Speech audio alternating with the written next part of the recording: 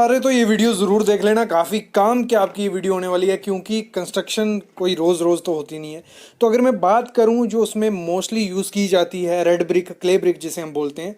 जब भी आप अपने घर पे ब्रिक लेके आते हो तो उसकी क्वालिटी कैसे चेक करनी है, देख के कैसे आइडिया लगाना है कि आपने जो ब्रिक ला रहे हो वो सही है या गलत है।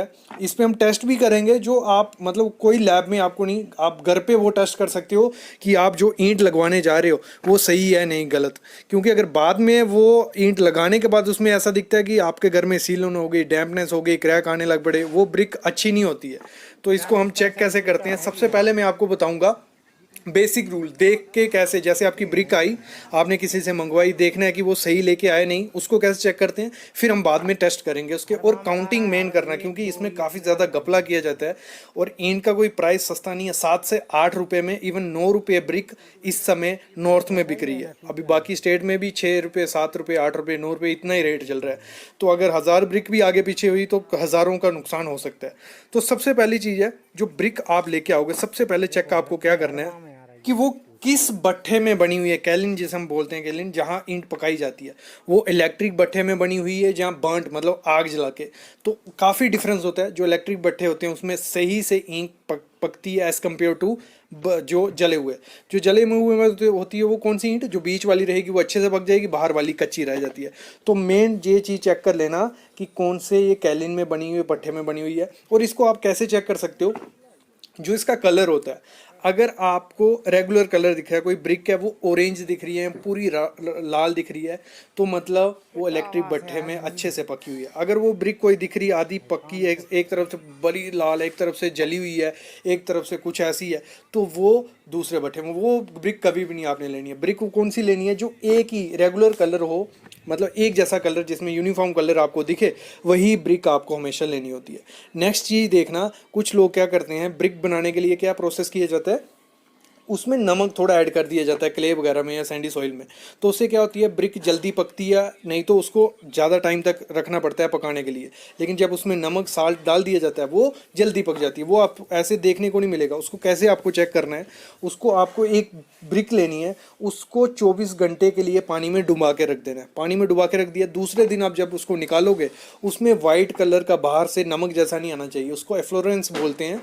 वो बाहर से अगर सफ़ेद सफ़ेद दाग दिखे, मतलब उस ब्रिक में साल्ट है, वो कभी यूज़ नहीं करना। वो उसकी ना स्ट्रेंथ होती है और बाद में डैम्पनेस वगैरह सबसे ज़्यादा उसमें देखने को मिलती है। तो ये चीज़ आपको चेक करना है। आपने ऐसे भी देखा होगा, जब ब्रिक लग जाती है, कंस्ट्रक्शन हो जाती है, तो दीवारें वाइट सी हो जाती हैं, तो वो ख़राब ब्रिक होती है। अगली चीज़ देखनी है, जो टोटा वोटा छोटे पीस डालते हैं वो उसमें नहीं हो। क्योंकि क्या करते हैं, जब ब्रिक लगाई जाती है तो साइड साइड पे अच्छी अच्छी ब्रिक लगा देंगे, बीच में टोटा पीस डाल देंगे।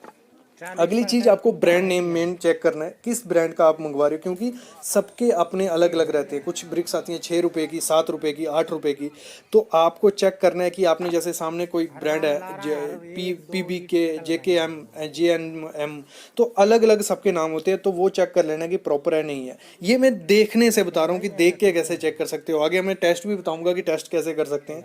अगली चीज़, काउंट में काफ़ी ज़्यादा दिक्कत आती है, गलती आती है। काउंट में आपको प्रैक्टिकली थियोटिकली करके दिखाता हूँ। उससे पहले मैं बता दूं, इसमें क्लास भी काफ़ी ज़्यादा होती है। क्लास क्या होती है, A क्लास की ब्रिक होती है, B, C, D, और इसमें 1 नंबर, 2 नंबर, 3 नंबर, 1.5 नंबर ऐसी ब्रिक भी आती है। तो 1 नंबर कौन सी हो गई, जैसे मैंने बताया, जिसका यूनिफॉर्म कलर होता है, एक जैसी देखने को मिलती है और स्टैंडर्ड साइज होता है। B क्लास कौन सी होगी, जिसका यूनिफॉर्म कलर नहीं होगा, उसका रेट भी सस्ता होगा। तो ये चीज़ आप ज़रूर पता कर लेना, जिससे भी आप ईंट मंगवाओगे उसको बोल देना कि कौन से मतलब क्लास A की है, या 1 नंबर, या 2 नंबर, 3 नंबर, किस नंबर की ये ब्रिक है, ये चीज़ भी मेंशन करनी है। अभी हम देखते हैं काउंट कैसे करते हैं, उसके बाद हम देखेंगे क्या उस प्रैक्टिकल टेस्ट कैसे आप घर पे चेक कर सकते हो कि आपकी ब्रिक सही है या गलत है। तो इसको काउंट करने के लिए सिंपल प्रोसेस मैं आपको बताता हूँ। ये ईंट है 1 2, मतलब होता क्या है, जब ईंट आती है तो उसको गट्ठा लगाया जाता है, मतलब उसका ढेर लगाया जाता है।